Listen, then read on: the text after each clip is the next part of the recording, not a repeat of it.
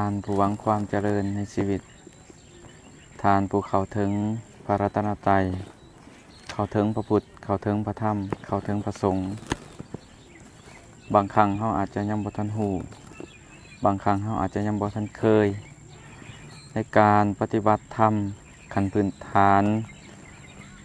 ซึ่งเป็นวิธีการปฏิบัติที่ง่ายที่สุดและสามารถที่จะกำจัดกิเลสกรรมต่างๆให้ปราศจากให้หลุดพ้นออกไปจากจิตใจของเราคัดเกลาจิตใจของตนให้ผ่องใสเพิ่นเอิ้นว่าการเจริญภาวนาการกระทำสมาธิด้วยอานาปานสติการกำหนดลมหายใจเข้าออกวิธีการง่ายๆเราสามารถกระทำได้ทุกคนถ้าเราบ่มีโอกาสหลายครั้งหลายหน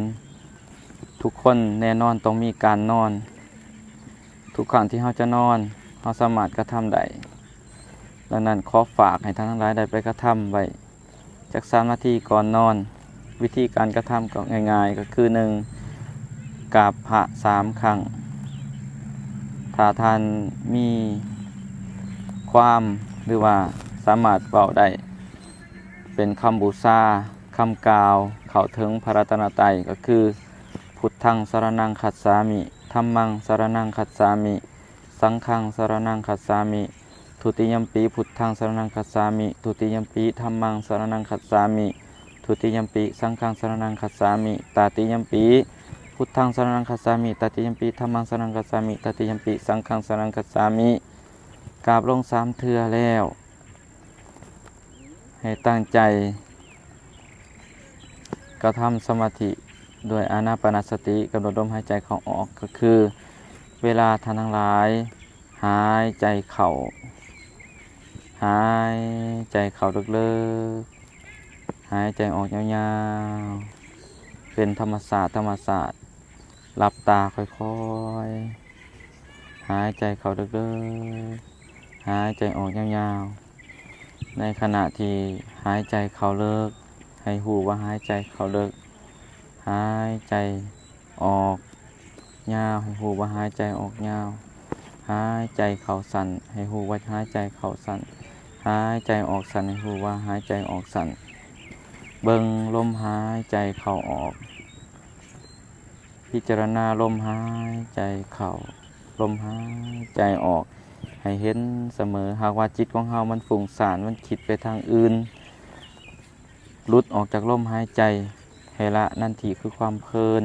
ที่มันไปหลงติดความคิดต่างๆให้ละถิ่มปล่อยวางถิ่มกลับมาเบิ่งลมหายใจเช่นเคย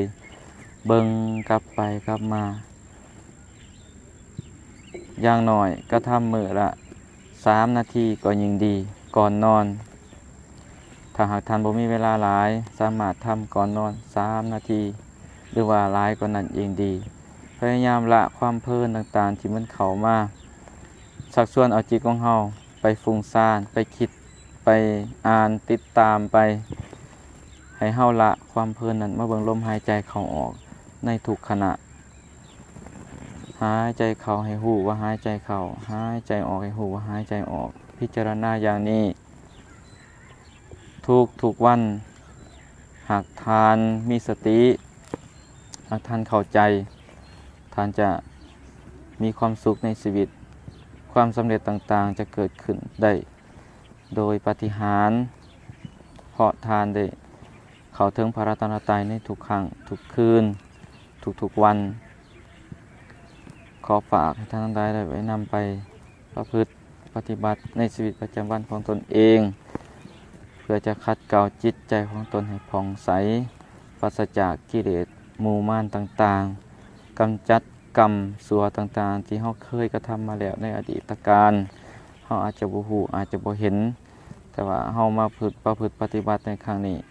เพื่อให้จิตใจของเราผ่องใสให้รับแต่ส่วนกุศลส่วนผลบุญหรือว่าเป็นบุญเป็นกุศลเป็นเดชานุภาพต่างๆให้เกิดขึ้นภายในจิตใจให้จิตใจของเรานั้นเข้มแข็งขอเจริญพร